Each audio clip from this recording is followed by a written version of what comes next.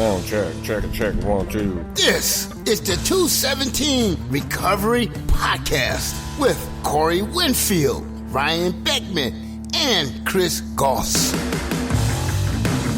Ryan Beckman, Chris Goss. Miss you guys.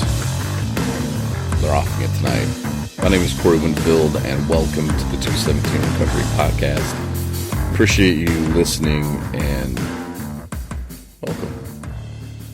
I would try to tell you that I waited until February 17th to do this podcast for a reason, because it would be 217. It's 217:20.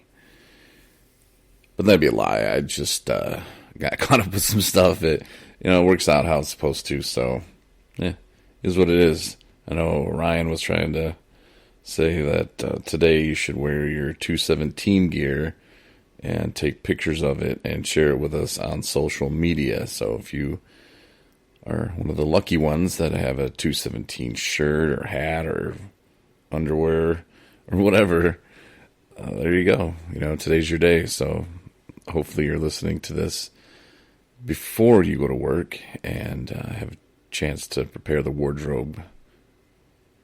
But if not, man, don't worry about it. There's always next year, right?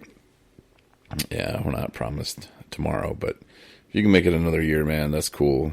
This is a recovery podcast, and myself am in early recovery. Just got 14 months yesterday.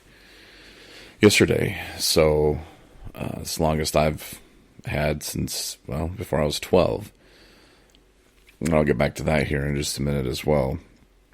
But today, I just want to congratulate my younger brother, Travis, and his wife, Kendra. They had a gender reveal party. That's why I'm down Southwest Michigan.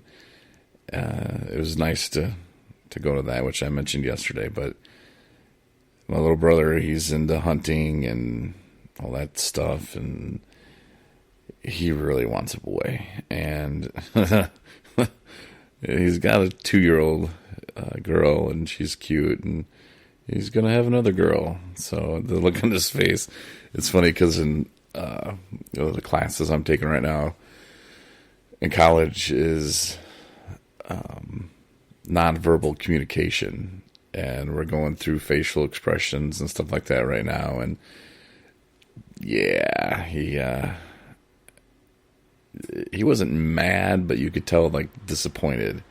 He really wants a boy, and I can totally understand with him for the fact that, it's kind of on him to carry his last name on. We have different fathers, and, he's the only boy in the family,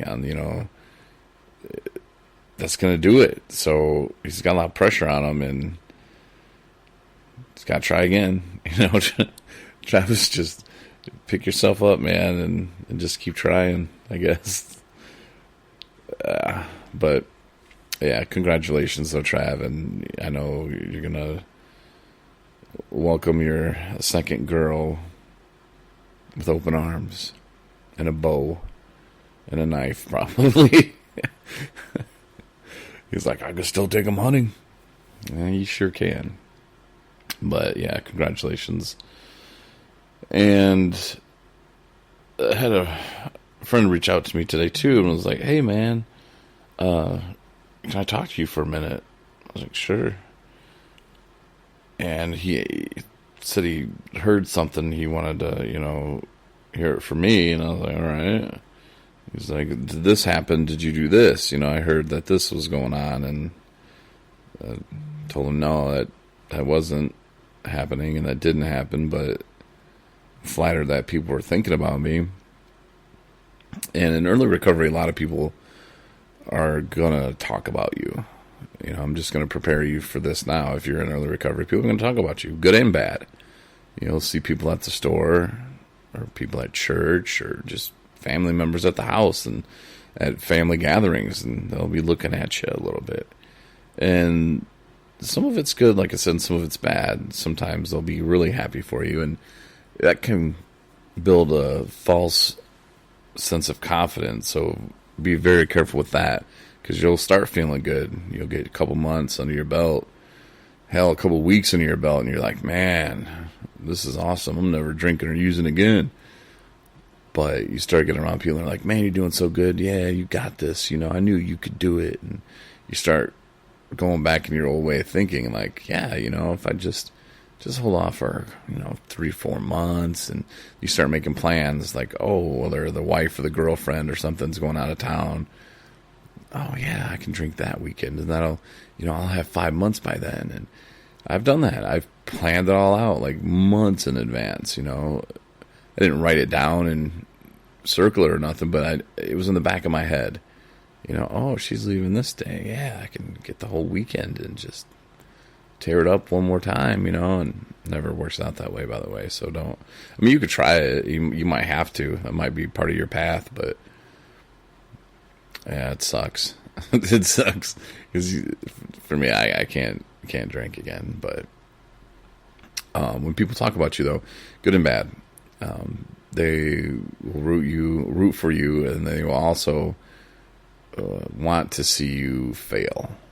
If people you've been drinking or using with are still stuck in that same situation, and they're looking over at you, seeing you do good, it's not going to make them happy. And misery loves company, so they will say things. And it didn't surprise me today that this guy reached out to me and said, what he had heard. And it didn't surprise me, and I would be lying if I told you it didn't affect me at all, because it did. Nobody likes to be talked about, especially if stuff's not even true. But it doesn't bother me that they would say stuff that's not true, but it bothers me because it hurts. It makes me a little angry, and I had to take the anger and I had to examine it. These are new feelings for us, and I say us, I mean people in early recovery. These feelings, something we didn't feel. I didn't. I would use over it, and well, F them, and to start drinking, and yeah, F them, and who knows what kind of regretful text messages would be sent out, or what Facebook posts would be happening, and I'm glad I don't have to do that anymore. But now I have to examine that anger and go, okay, well, what is it really? Why am I angry? And most of the time I realize it's, they say fear is a lot of it, and for some people maybe that's true. And, I'm sure there's times where I fear loss, or I fear, something like that. But this was just hurt. It's that look at the movie Braveheart, William Wallace is like down on his knees and he's looking up like, wait a minute, you did that? It was you were supposed to fight with us, and he just looks at him. That's the feeling I kind of feel, it's just like, why would you say that? You have nothing to gain here. Like, why would you say that? But, can't control how people feel. I can't control what people say. I can only control what I do and how I act. And hopefully the situations that I don't react to, like this, I'm not going to say anything to the other people that were, saying this and that. And there's just no point in it. I've spent enough energy on it already, but I did just want to bring it up to kind of run down, facing those emotions. And when people do talk about you, and like I said, it'll happen, family, who knows, like coworkers, people you used to drink and use with. Just prepare yourself for that and do your best not to react. Don't fly off the handle. Don't send that Facebook message. Don't send that text. Think about it for a couple days. Hell, even a week. See your therapist. Talk to her. Talk to him about it. And maybe talk to your wife about it. Maybe talk to your husband. Say, hey, look, so-and-so. And not that I want to start a fight or anything, but, it really hurt me. And you can use those exact words. You don't have to hide your feelings from people you love or people you pay. I'm not talking about hookers. I'm talking about therapists. So I don't know. Just don't be afraid to share those feelings, and hopefully you have somebody in your life that you can do that with. I was going to talk also about something that I did when I was in treatment, and my therapist, Rose, told me I should write some goals down and, some things that I wanted.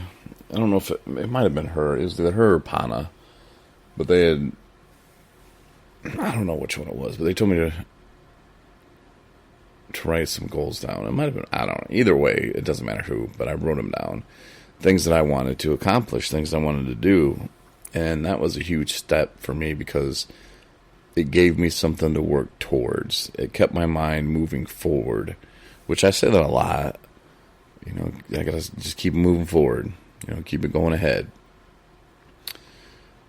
But I accomplished most of the things. One of them was to start a podcast and, make a website, stuff like that. Did. I don't have the list in front of me. I framed it. The other one was to pay off my probation, get off probation, pay off my fines. Did that. What was the third? Was to... I don't know. It was like... I can't remember them all, but one of them was to write a book. Yeah, let me just get to the point, right? One of them was to write a book about my experiences in rehab. And that's one that I've been just shrugging off. And another one was to get married and have kids, which, that I put on there that was more of a long-term goal. But still, it's a goal nonetheless. And the book part, though, I just kind of was like, yeah, that's just like a pipe dream or something, like, I don't know how to write a book. And I do have some hilarious stories from rehabs, and that's kind of what I wanted to base it on, was just, fun, and how rehabs and mental wards and whatever can be a blast. I mean, anything can be a blast. You can make it fun. But I don't know, I just kind of just looked at it like, yeah, that's something I'll never do, and I'm good with that. And I was thinking about it today. I'm not good with that. I can do whatever I want. You can do whatever you want when you're sober. You really can. And the only one stopping me is me. So I started writing it today. And I didn't get very far, but, at least I started it. I have it saved on my computer. Next time I'm sitting around doing absolutely nothing, I can pull that bad boy out, start typing away, And I was thinking, too, one thing that I used to fear is the fear of failure. I don't want to fail, so then half the time I don't even attempt it. But this, I started thinking about, I don't want it to be a failure.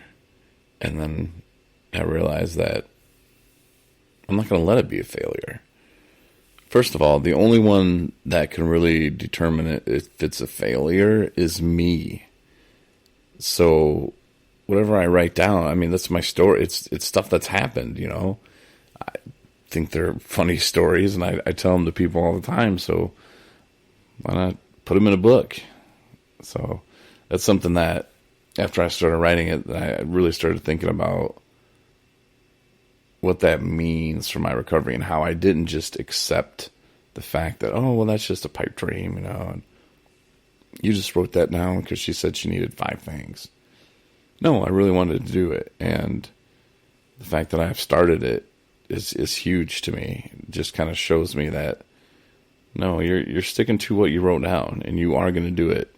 And like I said, you might think it sucks, but in the end, it only matters what I think about it. And I would feel great just accomplishing that goal. And so I'm not going to half-ass it, though. I mean, I'm not going to let it suck, don't worry. But definitely not going to half-ass it. And I don't know. I've never written a book before. So we'll see. I was thinking about just putting a lot of pages in it, a lot of colorings. But I don't know. It's probably not the best idea.